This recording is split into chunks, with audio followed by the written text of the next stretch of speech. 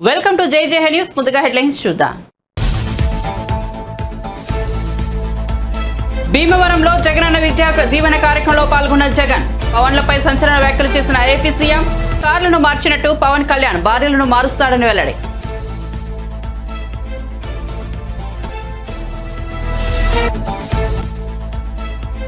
చిత్తూరు జిల్లా కుప్పంలో రెండో రోజు టీడీపీ అధినేత చంద్రబాబు పర్యటన. కుప్పం ప్రాంతానికి వైసీపీ అధికారంలోకి వచ్చాక ఏం చేసిందో చెప్పాలని డిమాండ్.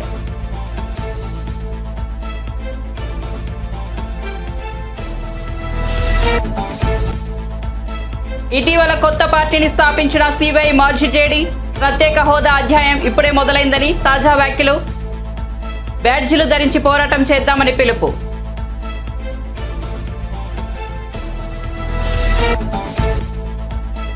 మేడిగడ్డ ప్రాజెక్టును సందర్శించిన తెలంగాణ మంత్రులు. 3 ఏళ్లకే మేడిగడ్డ బ్యారేజ్ కుంగిపోవడం అత్యంత బాధాకరమన్న మంత్రి ఉత్తమ్ కుమార్ రెడ్డి.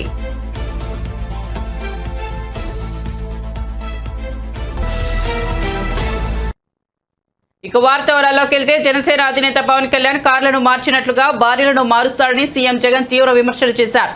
ఏ భార్యతో 3 ఏళ్లు కాపురం చేయడు, మ్యారేజ్ ఇస్టార్ అంటూ పవన్ కళ్యాణ్ పై ఫైర్ అయ్యారు. భీమవరంలో జగనన్న విద్యా దీవెన, వసతి దీవెన నిధుల విడుదల సందర్భంగా ఆయన టీడీపీ అధినేత చంద్రబాబు, పవన్ కళ్యాణ్లపై సంచలన వ్యాఖ్యలు చేశారు. రియల్ లైఫ్ లో ఈ పెద్ద మనిషి ఏ భార్యతోనూ ముచ్చటిగా 3-4 ఏళ్లైనా కాపురం చేసి ఉండడని ఎద్దేవా చేశారు. పెళ్లి అనే పవిత్ర సంప్రదాయం పక్కన పెట్టి కార్లు మార్చుతున్నట్టు భార్యలను మార్చుతున్న పెద్ద మనిషి గురించి ప్రజలు ఆలోచించాలని కోరారు. నాకు 2 ఆడపిల్లలు ఉన్నారు. ఇదే మాదిరిగా ప్రతి ఒక్కరూ చేస్తే మన చెల్లెళ్ళు, అక్కల పరిస్థితి ఏంటో ప్రజలు ఆలోచించాలని కోరారు సీఎం జగన్. విలువలు, విశ్వసనీయత అసలు లేకుండా పరిపాలన చేసిన వాళ్ల గురించి ప్రజలు ఆలోచించాలన్నారు. భీమవరం ప్రజలు తిరస్కరించిన దత్తపుత్రుడు పక్క తెలంగాణ రాష్ట్రంలో ఉంటాడు, నాన్ లోకల్ అని ఫైర్ అయ్యారు. త్యాగరాజు గురించి, ఈ దత్తపుత్రుడు గురించి మరో విచిత్రం ఏమిటంటే, రియల్ లైఫ్లో ఈ పెద్ద మనిషి ఏ భార్యతోనూ ముచ్చటగా కనీసం 3-4 సంవత్సరాలైనా కూడా కాపురం చేసి ఉండడు. ఈ మ్యారేజ్ ఇస్తారు.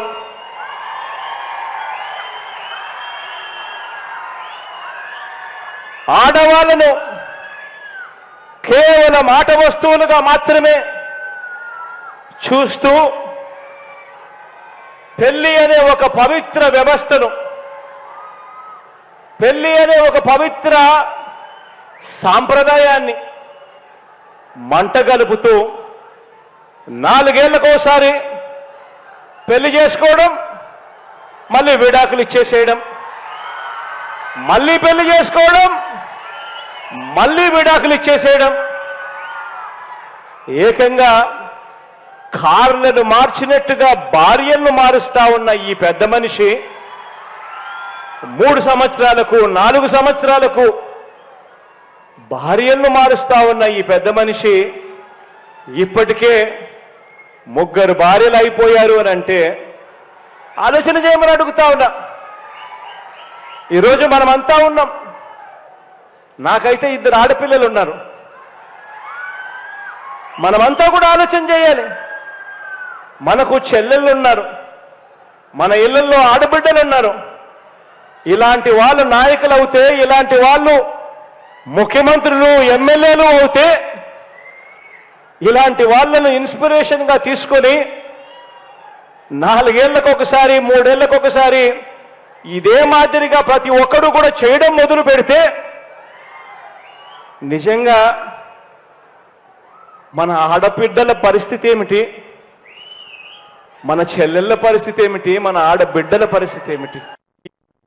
చిత్తూరు జిల్లా కుప్పంలో రెండో రోజు టీడీపీ అధినేత చంద్రబాబు పర్యటించారు. ఈ సందర్భంగా ఒక్కమ్మలో జరుగుతున్న తన ఇంటి నిర్మాణాన్ని పరిశీలించారు. అనంతరం శాంతిపురం బహిరంగ సభలో చంద్రబాబు పాల్గొన్నారు. ఈ సందర్భంగా ఆయన మాట్లాడుతూ కుప్పంలో తన కులం, మతం చూడకుండా అందరి ఇంట్లో పెద్ద కొడుకులా ఉన్నానని, కుప్పం అభివృద్ధి టీడీపీ హయాంలోనే జరిగిందని అన్నారు. కుప్పం ప్రాంతానికి వైసీపీ అధికారంలోకి వచ్చాక ఏం చేసిందో చెప్పాలని చంద్రబాబు డిమాండ్ చేశారు. టీడీపీ మళ్లీ అధికారంలోకి వచ్చి ఉంటే హంద్రీనీవాకు నీళ్లు వచ్చేవని అన్నారు. వీకోట వరకు హంద్రీనీవా నీళ్లు అందించిన ఘనత టీడీపీదేనని స్పష్టం చేశారు. హంద్రీనీవా ప్రాజెక్టును తాను 87% పూర్తి చేస్తే మిగతా 13% కూడా పూర్తి చేయలేని దద్దమ్మ పార్టీ వైసీపీ అని చంద్రబాబు విమర్శించారు. అందుకే తెలుగుదేశం పార్టీ సైకిల్కి తిరిగే లేదు. 7 ఎక్కడన్నా భారతదేశంలో ఉందంటే అది కుప్పం నియోజకవర్గం ఒకటే. ఇంకొక విషయం కూడా మీరు గుర్తుపెట్టుకోవాలి. తెలుగు జాతికి ప్రయోగశాల ఈ కుప్పం. ఎందుకు నేను ఈ మాట వాడుతున్నానంటే రాష్ట్రంలో ఏ పని చెయ్యాలన్నా ఆ స్ఫూర్తినిచ్చే ప్రజానీకం ఉండే నియోజకవర్గం ఈ కుప్పం. ఇక్కడి నుంచే ప్రారంభించాం. ప్రజల వద్దకు పాలన గాని జన్మభూమి గాని ఒక వెనుకబడిన నియోజకవర్గాన్ని అభివృద్ధి చేయడం గాని నాకు స్ఫూర్తినిచ్చిన స్ఫూర్తి ప్రదాతలు మీరేనని చెప్పి మరొకసారి మీకు తెలియజేస్తున్నా. మొత్తం నియోజకవర్గం అంతా కూడా తెలుగుదేశం పార్టీకి కంచుకోట అయి ముందుకు పోతా ఉంటే శాంతిపురం అభివృద్ధిలో మీరందరికంటే తెలివిగా ముందుకు పోతున్నారు. దానికి కూడా గర్వపడుతున్నా. అందుకనే మీరు ఒకసారి చూస్తే నేను మొట్టమొదటిసారిగా 25 ఏళ్లకు మునుపు ఇజ్రాయెల్ టెక్నాలజీ చందిగాని పనిలో పెట్టామంటే అది తెలుగుదేశం పార్టీ దూరదృష్టి అని చెప్పి నేను మీకు తెలియజేస్తున్నా. ఆ రోజే నేను ఆలోచించాను, భగవంతుడు మనందరికీ మన నియోజకవర్గానికి మంచి వాతావరణాన్ని ఇచ్చాడు. పాలార్ రివర్ ఉంది, బంగారు పండించే భూములున్నాయి, మంచి రైతాంగం ఉన్నారు. మీకు చేయూతనిస్తే ఏమైనా చేయగలుగుతారనే ఉద్దేశంతో నేను ఆ రోజు మొదటి ప్రాజెక్ట్ ని ఇక్కడికే తీసుకొచ్చా, ఇజ్రాయెల్ టెక్నాలజీ. కానీ తర్వాత వచ్చిన గవర్నమెంట్ ఏం చేశారో మీరే చూశారు. 2KR 3KR అన్ని పోయినాయి, గుండు సున్న పెట్టారు.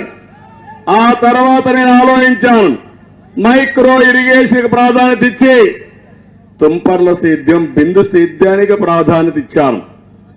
దానివల్ల 1 ఎకరాకు వాడే నీళ్లు 2.5 ఎకరాలు 3 ఎకరాలకు వాడారు. అదే మరిగా అధిక దిగుబడులు సాధించే అవకాశం వచ్చింది. అన్ని వాణిజ్య పంటలు, కుప్పంలో పండని పంటే లేదు, అన్ని పంటలు వస్తాయి. నిన్నే ఒక రైతు చెప్తున్నారు ఒక ఊర్లో, మొన్న టమాటో రేట్లు బాగా వస్తాయి, ఒక గ్రామంలో ఒకే పంట 5 కోట్లు సంపాదించగలిగారంటే అది మన రైతాంగానికి ఉండే శక్తి అని చెప్పి నేను మీకు తెలియజేస్తున్నా. అందుకనే ఆ రోజు నుంచి పనిచేశాను. ఇప్పుడు ఈ ప్రభుత్వం వచ్చిన తర్వాత మైక్రో ఇరిగేషన్ పోయింది. ఇప్పుడే మా మిత్రులు ఇక్కడికి వచ్చినప్పుడు బ్రహ్మాండంగా సెరికల్చర్ దండా వేశారు. నాకు ఏదైతే నా కలది ఎక్కువగా ఈ ప్రాంతంలో సెరికల్చర్ రావాలి, పట్టు పరిశ్రమ రావాలి, దీన్ని కూడా లాజికల్ గా తీసుకెళ్లాలి. దీనికి రీలింగ్ కూడా యూనిట్ పెట్టి లీఫ్ టు క్లాత్ అనే ప్రోగ్రాము ప్రారంభించింది తెలుగుదేశం పార్టీ. మధ్యలో చెడగొట్టింది వీళ్లు. మళ్ళీ అది నేను చేస్తా. ఒకటే హామీ ఇస్తున్నాం. ఎందుకంటే ఒకప్పుడు మీరు నన్ను చూశారు. నేను ఈ ప్రాంతానికి వచ్చినప్పుడు మొదటి ఎన్నికల్లో, ఇప్పుడు చాలా మంది ఇక్కడ చాలా మంది నాయకులు ఉంటారు, యంగ్స్టర్స్ అంతా ఉన్నారు.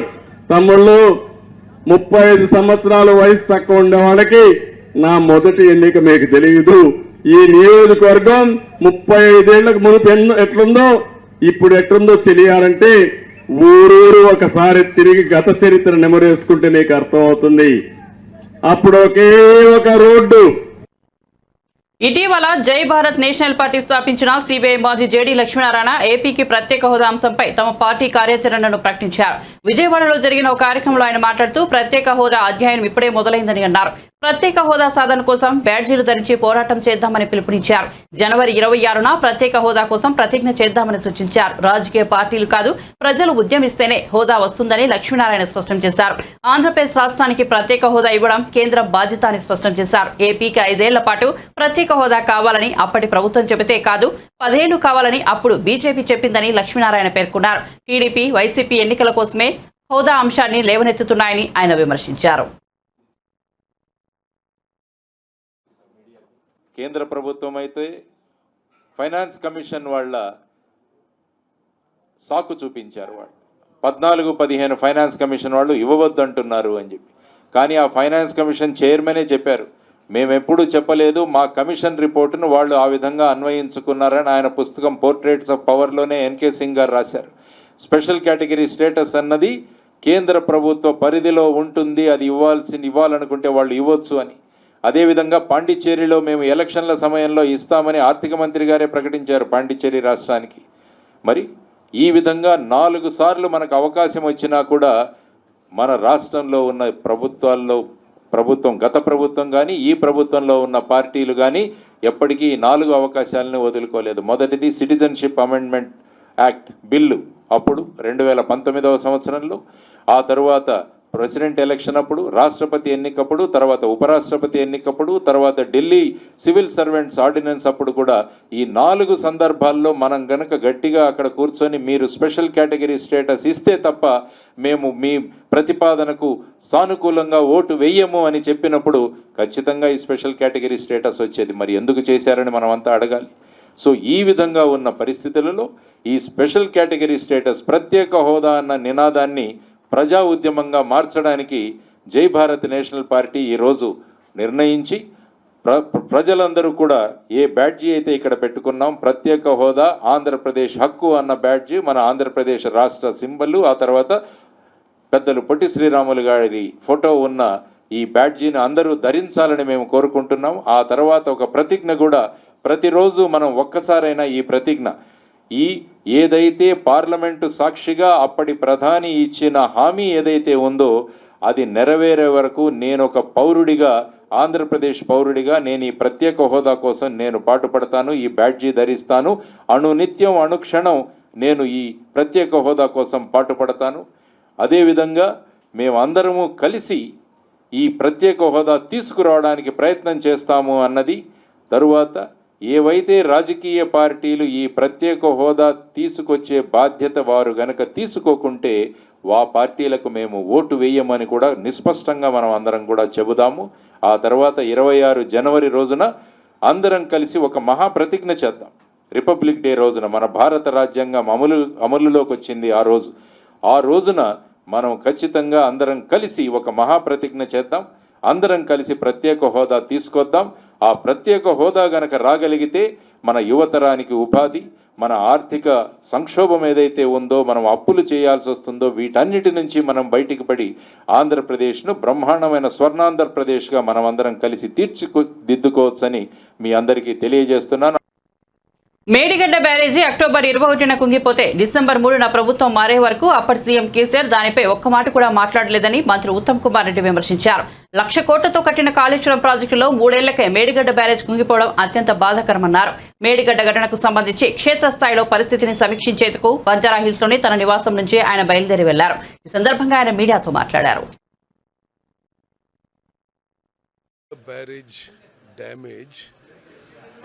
is a very major incident. October 21వ తారీఖు జరిగితే ఎలక్షన్స్ 30 నవంబర్కి అయినాయి.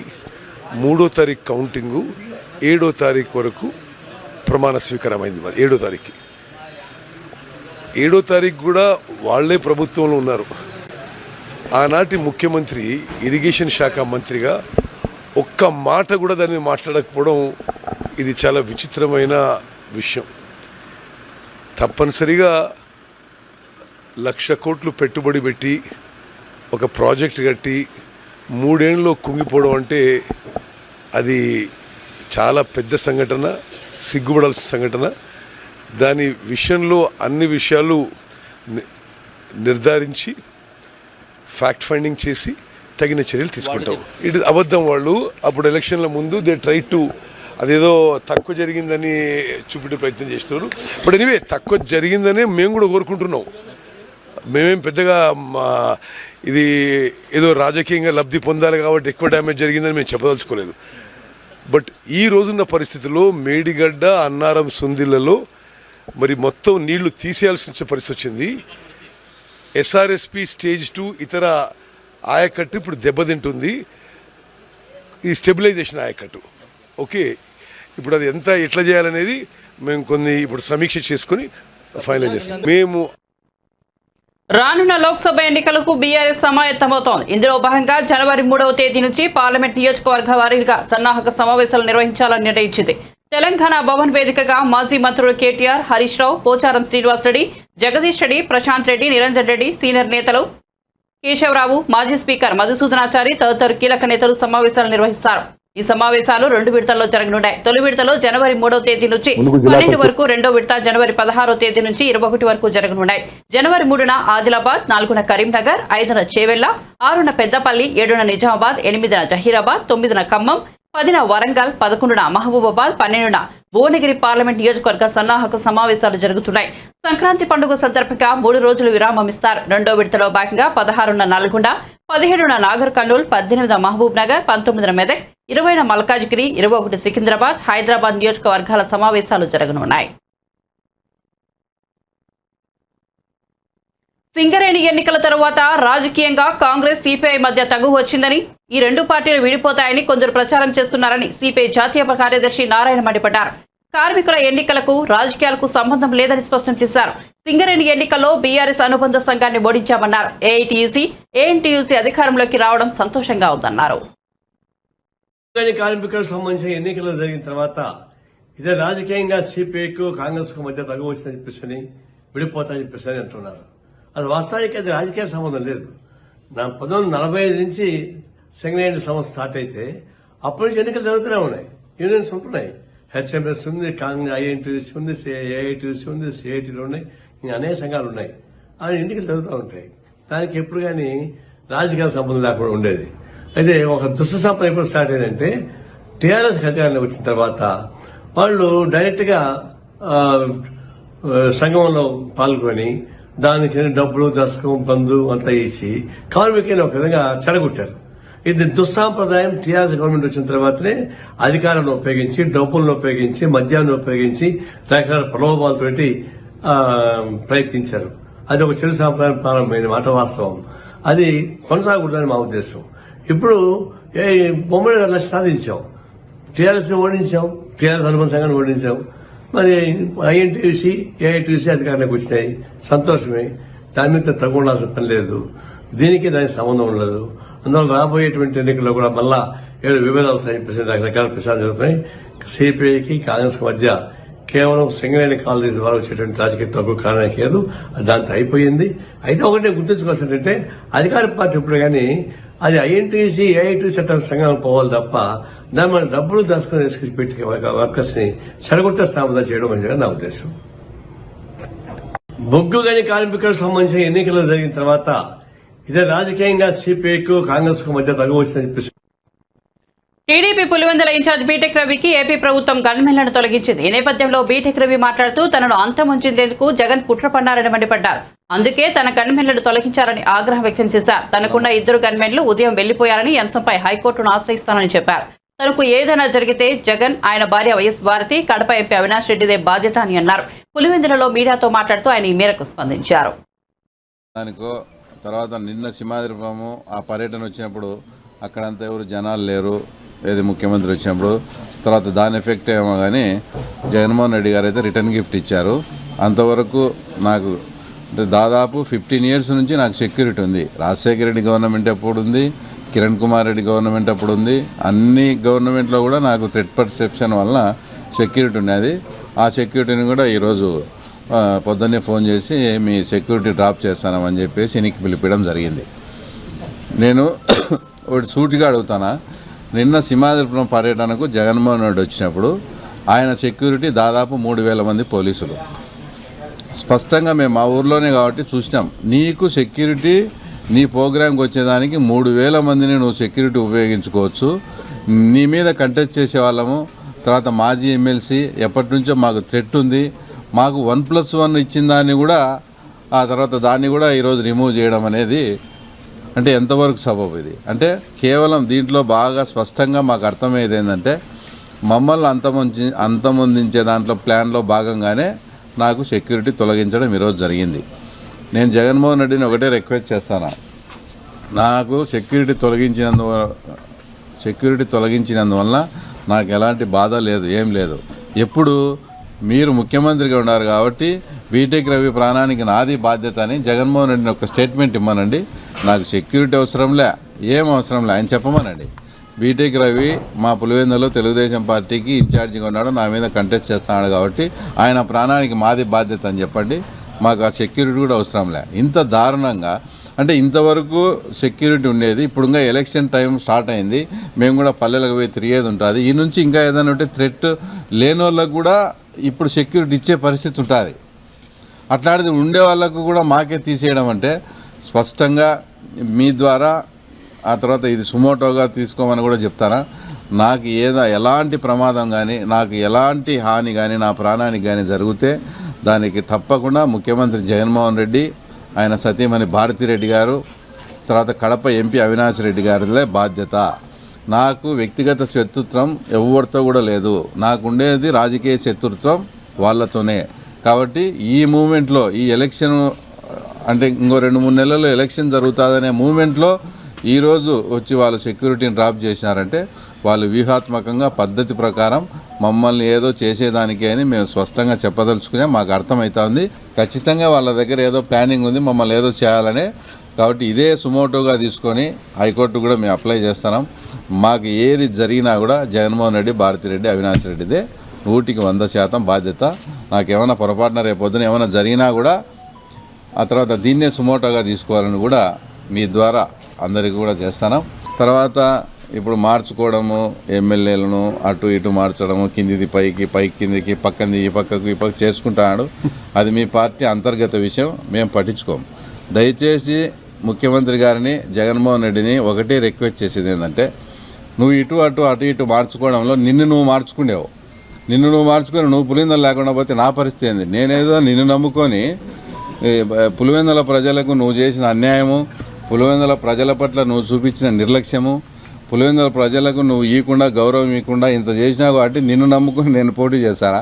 నువ్వు అటు ఇటు మార్చి పులివెందుల కాకుండా పోతే నా పరిస్థితి ఏంది? కాబట్టి ముఖ్యమంత్రిని ఆయన నీ సీటునన్నా నువ్వు మార్చుకోకుండా ఉండు అని జగన్ రిక్వెస్ట్ చేస్తానా. అట్లే చంద్రబాబు గారిని కూడా, ఒకవేళ పొరపాటున జగన్ పులివెందులు ఇచ్చి వేరే చోటికి పోతే చంద్రబాబు గారిని నన్ను అటుకే పంపించమని కూడా రిక్వెస్ట్ చేస్తా ఉన్నా. జనసేనతో తమ పొత్తు కొనసాగుతుందని బీజేపీ ఏపీ అధ్యక్షులు దగ్గుపాటి పురంధేశ్వరి స్పష్టం చేశారు. కాకినాడ జిల్లా రామారావుపేటలో నూతనంగా నిర్మించిన పార్టీ కార్యాలయాన్ని ఆమె ప్రారంభించారు. ఈ సందర్భంగా మాట్లాడిన ఆమె, జగన్ పాలనలో వినతి పత్రం ఇచ్చే స్వేచ్ఛ కూడా ప్రజలకు లేదని మండిపడ్డారు. ఫలదాల చాటున తిరిగే ఈ సీఎం మనకు అవసరమా? ప్రజలు ఆలోచించాలని కోరారు. జనసేనతో పొత్తులో ఉన్నాము, జనసేన కూడా మేము బీజేపీతో పొత్తులో ఉన్నాము అని వారు కూడా చెప్పారు. ఆ పొత్తుతో మేము ముందుకు వెళ్తున్నాం. ఆ పైన నిర్ణయం మా నాయకత్వం చేస్తాం. దేశవ్యాప్తంగా 4 కోట్ల ఇళ్లు ప్రధానమంత్రి ఆవాస్ యోజన కింద మంజూరు చేస్తే ఒక్క ఆంధ్ర రాష్ట్రానికే 22 లక్షల ఇళ్లని మంజూరు చేయడం జరిగింది. కానీ రాష్ట్రంలో ఎంతమంది పేదలకి మీరు ఇళ్లని పంచిచ్చారు అని చెప్పి వాళ్ళ భారతీయ జనతా పార్టీ ప్రశ్నిస్తుంది. సాధారణంగా ప్రతి ఇంటికి 1,80,000 రూపాయలు అవుతుంది. 1,50,000 కేంద్ర ప్రభుత్వం ఇస్తే 30,000 రూపాయలు రాష్ట్ర ప్రభుత్వం ఇవ్వాలి. కానీ ఇవాళ రాష్ట్ర ప్రభుత్వం భాగాన్ని అందివ్వకుండా ఏదైతే ఉపాధి హామీ పథకం కింద డబ్బులు వస్తున్నాయో దాని నుండే 30,000 డైవర్ట్ చేసి ఇవాళ నిజంగా చెప్పాలంటే 1,80,000 కేంద్ర ప్రభుత్వం ఇస్తుంది ప్రతి ఇంటికి అని మేము గర్వంగా చెప్పుకుంటున్నాం. అంతకు ముందున్నటువంటి ప్రభుత్వం కూడా టిట్కో ఇళ్లు నిర్మాణం చేసింది. కానీ ఆ టిట్కో ఇళ్లని సైతం ఇవాళ పేదలకి పంచివ్వకుండా అవి శిథిలావస్థకి చేరేటువంటి పరిస్థితి, ఒక దౌర్భాగ్యపు పరిస్థితి ఇవాళ మనం రాష్ట్రంలో చూస్తున్నాం. అదేవిధంగా ఏలేరు రిజర్వాయర్ ఉంది. ఏలేరు రిజర్వాయర్ కనుక చూసినట్లయితే వాటి కెనాల్స్ మోడర్నైజేషన్కి ఏమాత్రం చర్య ఇవాళ రాష్ట్ర ప్రభుత్వం తీసుకోలేదు అనేటువంటి విషయం మనందరికీ తెలుసు. ఎందుకంటే చిన్నపాటి వర్షం వచ్చినా సరే ఆ నీరంతా కూడా ఇవాళ మన పంట పొలాల మీదకి వచ్చేసి అవి మునిగిపోవటం కాకుండా రైతులు విపరీతంగా వాళ్ళు నష్టపోవటం, అదేవిధంగా మన గ్రామాల్లోకి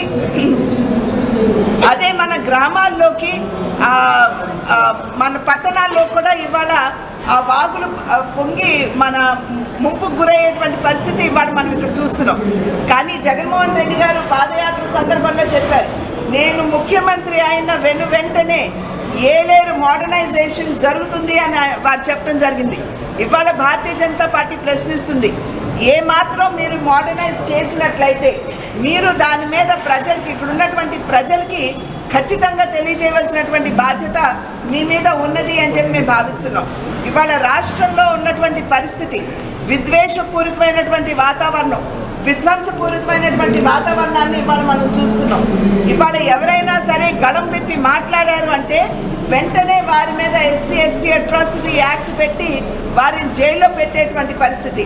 ఇవాళ నర్సాపురం జిల్లాలో మా కార్యకర్తలు, అక్కడ జిల్లా అధ్యక్షులు, మా అగ్ర నాయకులు, మా సీనియర్ నాయకులు అందరూ కూడా జగన్మోహన్ రెడ్డి గారు ఇవాళ అక్కడికి వస్తున్నటువంటి సందర్భంలో ఒక వినతి పత్రం ఇవ్వాలి అని అంటే ఇవాళ నిన్న రాత్రి నుండే ప్రివెంటివ్ డిటెన్షన్ అంటూ వారందరినీ కూడా తీసుకెళ్లి పోలీస్ స్టేషన్లో కూర్చోబెట్టారు.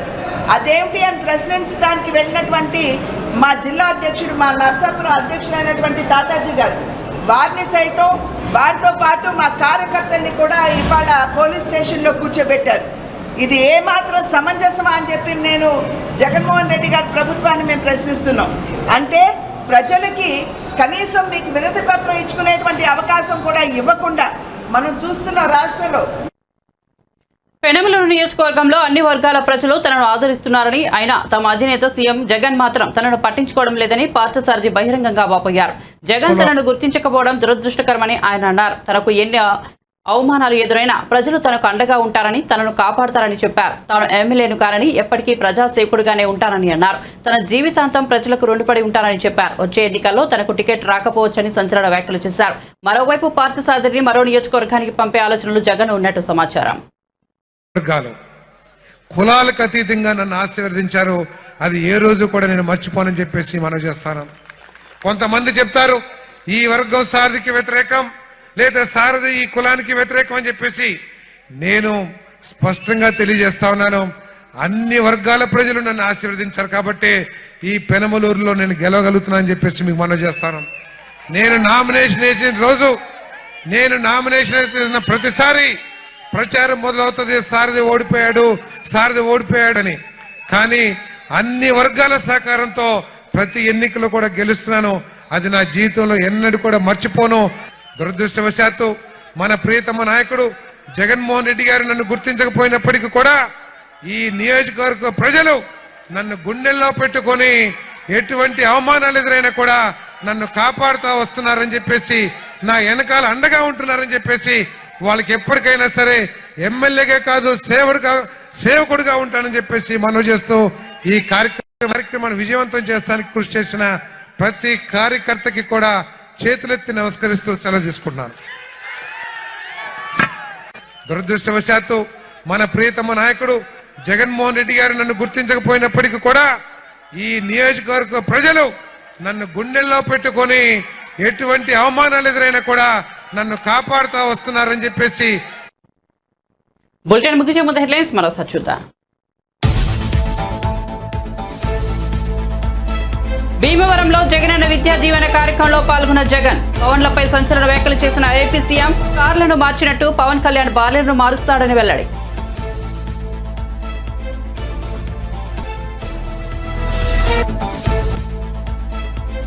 చిత్తూరు జిల్లా కుప్పంలో రెండో రోజు టీడీపీ అధినేత చంద్రబాబు పర్యటన. కుప్పం ప్రాంతానికి వైసీపీ అధికారంలోకి వచ్చాక ఏం చేసిందో చెప్పాలని డిమాండ్.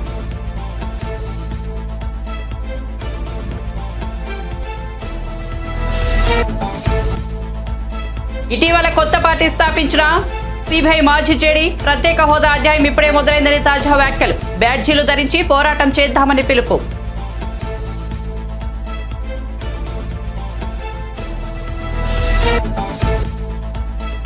మేడిగడ్డ ప్రాజెక్టును సందర్శించిన తెలంగాణ మంత్రులు. 3 ఏళ్లకే మేడిగడ్డ బ్యారేజ్ కుంగిపోవడం అత్యంత బాధాకరమన్న మంత్రి ఉత్తమ్ కుమార్ రెడ్డి.